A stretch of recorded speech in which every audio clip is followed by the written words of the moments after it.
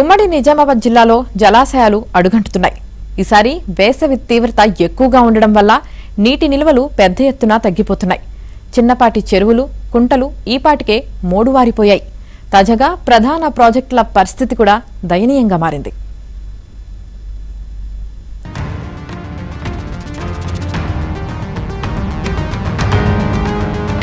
అనుడి భగభగాలకు జలాశయాలు మూడువారిపోతున్నాయి.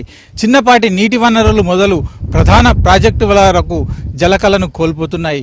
ఓవైపు వేసవి తీవ్రత, మరోవైపు ఆవిరవుతున్న జలాలతో ఇలాంటి ప్రాజెక్టుల పరిస్థితి దయనీయంగా మారుతోంది. ప్రధానంగా ఉత్తర తెలంగాణ వరప్రదాయనిగా చెప్పుకునే శ్రీరామ్ సాగర్ ప్రాజెక్టు పరిస్థితి రోజురోజుకు దిగజారిపోతోంది. ఇటు నిజామాబాద్ జిల్లాతో పాటు ఉమ్మడి ఆదిలాబాద్, కరీంనగర్, వరంగల్ జిల్లాలకు సాగునీటి అవసరాలు తీర్చే ఈ ప్రాజెక్టు పరిస్థితి ఎలా ఉంది? కొద్ది రోజులుగా మండుతున్న ఎండలకు ఇందులో నీటి నిల్వలు ఏ స్థాయిలో తగ్గిపోతున్నాయి?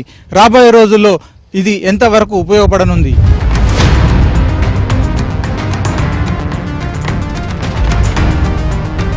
నిజామాబాద్ జిల్లా బాల్కొండ ప్రాంతంలోని పోచంపాడు వద్ద శ్రీరామ్ సాగర్ ప్రాజెక్టు కింద సుమారు 8 లక్షల ఎకరాల ఆయకట్టు ఉంది.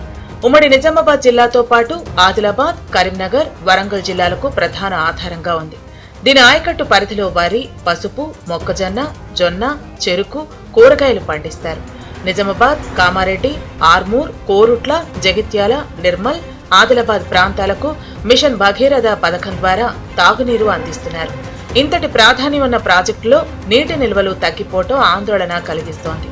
1091 అడుగుల వద్ద 80.5 టీఎంసీల నీటి నిల్వ సామర్థ్యం ఉన్న ప్రాజెక్టులో ప్రస్తుతం 1065 అడుగులు 15 టీఎంసీల నీటి మట్టం కొనసాగుతోంది.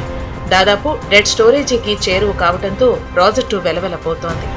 ప్రస్తుతం మనం శ్రీరామ్ సాగర్ ప్రాజెక్టు ప్రధాన గేట్ల వద్ద ఉన్నాం.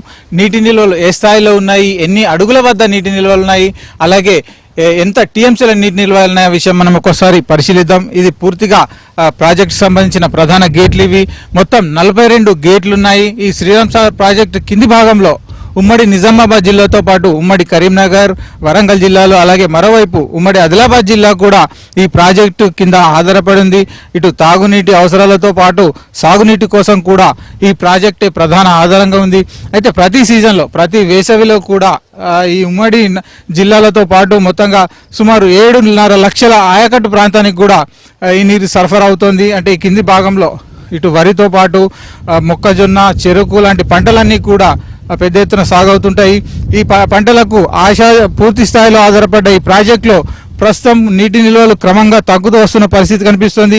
ఏదైతే పూర్తి స్థాయిలో 1091 అడుగుల వద్ద 80.5 టీఎంసీల నీటి నిల్వ సామర్థ్యం ఉన్న ప్రాజెక్ట్ ఇది.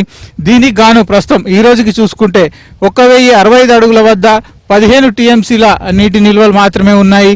అంటే గత కొద్ది రోజులుగా ఎండలు మండిపోవడము, అలాగే ఉష్ణోగ్రతలు పెరగడం వల్ల కూడా ఈ ప్రాజెక్టులోని నీరు ఆవిరవుతూ వస్తుంది. సాధారణంగా ప్రతి వేసవిలో ఇది ప్రధానమైన సమస్యగా ఉన్నప్పటికీ ఈసారి మాత్రం వేసవి తీవ్రత ఎక్కువగా ఉండడము, ఉష్ణోగ్రతలు ఎక్కువగా ఉండడం వల్ల నీటి ఆవిరి శాతం కూడా క్రమంగా పెరుగుతూ వస్తున్నట్టు అధికార వర్గాలు చెబుతున్నాయి. అలాగే తాగునీటి కోసం మిషన్ భగీరథ ద్వారా ఇందులోంచి నీటి విడుదల కొనసాగుతోంది. ప్రధానంగా నిజామాబాద్ జిల్లా వైపు ఆర్మూర్, అలాగే కామారెడ్డి పట్టణాలకు ఇందులోంచే తాగునీరు సరఫరా జరుగుతుంది. మరోవైపు ఆదిలాబాద్, నిర్మల్ ప్రాంతాలకు వెళ్తుంది.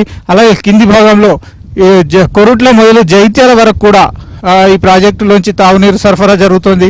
అంటే తాగునీటి కోసం నీటి విడుదల కొనసాగడము, అలాగే ఈ వేసవి తీవ్రతకు ఆవిరవుతున్న నీటి వల్ల క్రమంగా ఇందులో నీటి నిల్వలు తగ్గుతూ వస్తున్నాయి. ప్రస్తుత పరిస్థితి మనం ఒకసారి చూసుకుంటే ఈ ప్రాజెక్టు అంతర్భాగంలో, అంటే లోపలి భాగంలో ఉన్న చిన్న చిన్న గుట్టలు, చిన్న ఎత్తైన ప్రదేశాలు కూడా ప్రస్తుతం మనకు బయటకు కనిపిస్తూ ఉన్నాయి. అంటే సాధారణంగా ఈ ప్రాజెక్టు పూర్తి స్థాయిలో నిండినప్పుడు ఇలాంటి గుట్టలన్నీ కూడా పూర్తి స్థాయిలో మునిగి ఉంటాయి.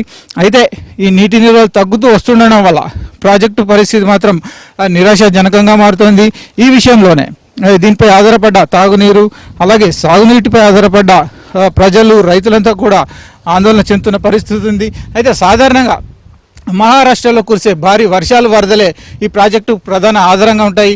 గోదావరి నది పైభాగంలో మహారాష్ట్ర ప్రాంతంలో ఉన్న ప్రధాన ప్రాజెక్టు పూర్తి స్థాయిలో నిండిన తర్వాతే ఓవర్ఫ్లో అయ్యే నీరే ఇక్కడి వరకు శ్రీరామ్ సాగర్ ప్రాజెక్టు వరకు వచ్చే అవకాశం ఉంది.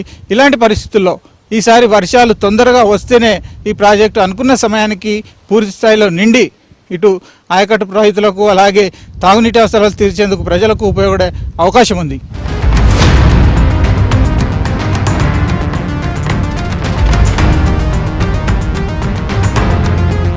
సాధారణంగా ప్రతి సంవత్సరం చాలా ఆలస్యంగా ఈ ప్రాజెక్టు నిండుతుంది.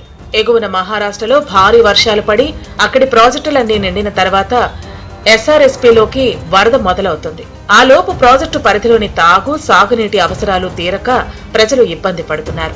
ప్రస్తుతం రోజుకు 940 క్యూసెక్కుల అవుట్ఫ్లో కొనసాగుతోంది. ఇందులో 410 క్యూసెక్కులు ఆవిరి రూపంలో వెళ్లిపోతోంది. మిషన్ భగీరథ ద్వారా 230 క్యూసెక్కులను తాగునీటి అవసరాలకు వాడుతున్నారు. నానాటికి నీటి నిల్వలు తగ్గిపోవడంతో Sriram Sagar project back waters ఎడారిగా మారుతోంది. కాకతీయ, సరస్వతి, లక్ష్మీ కాలువలతో పాటు ఎత్తిపోతల పథకాల వద్ద నీటి జాడలు కనిపించడం లేదు. ప్రస్తుతం మనం శ్రీరామ్ సాగర్ ప్రాజెక్టు వెనుక వైపు ఉన్నాం. ఏదైతే బ్యాక్ వాటర్ వద్ద నీటి పరిస్థితి ఎలా ఉంది, నీరు క్రమంగా తగ్గుతూ రావడం వల్ల ఎడారిగా మారుతున్న పరిస్థితి కనిపిస్తోంది. మనం చూస్తే ఇది శ్రీరామ్ సాగర్ ప్రాజెక్టు సంబంధించిన బ్యాక్ వాటర్. కొద్ది దూరంలో ప్రధానమైన గేట్లు ఉన్నాయి. ఆ గేట్ల నుంచి చూసుకుంటే ఇదంతా కూడా ఒక వెనుక భాగంగా ఉంది. అయితే ఈ ప్రాంతంలో క్రమంగా నీటి నిల్వలు తగ్గిపోతూ ఎడారిలా మారుతున్న పరిస్థితి మనకు స్పష్టంగా కనిపిస్తుంది. ప్రాజెక్టు ప్రధాన ఆనకట్టును ఆనుకొని ఉన్న జలాలు గత కొద్ది రోజులుగా క్రమక్రమంగా తగ్గుతూ వస్తున్నాయి. అంటే ఈ వేసవి తీవ్రత కావచ్చు, అలాగే తాగునీటి అవసరాలకు నీటిని వదలడం కావచ్చు, పూర్తి స్థాయిలో ఈ ప్రాజెక్టులో మాత్రం నీటి నిల్వలు శరవేగంగా తగ్గుతూ వస్తున్న పరిస్థితి కనిపిస్తుంది.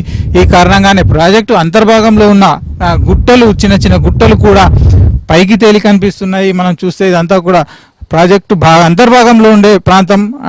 భారీ వర్షాలు వచ్చి ప్రాజెక్టు పూర్తి స్థాయిలో నిండిన సమయంలో ఇదంతా కూడా జలకలను సంతరించుకొని పూర్తి స్థాయిలో నీటితో కలకలలాడే పరిస్థితులు ఉంటాయి. అంటే జూలై చివరి కావచ్చు, అలాగే ఆగస్టు మొదటి వారంలోనే ఇందులోకి వరద వచ్చే అవకాశం ఉంది. అంటే మహారాష్ట్రలోని పైభాగంలో మహారాష్ట్రలో పూర్తి స్థాయిలో నిండిన తర్వాత గోదావరి ప్రవాహము, మిగులు జలాలు ఇక్కడి వరకు చేరుకుంటాయి.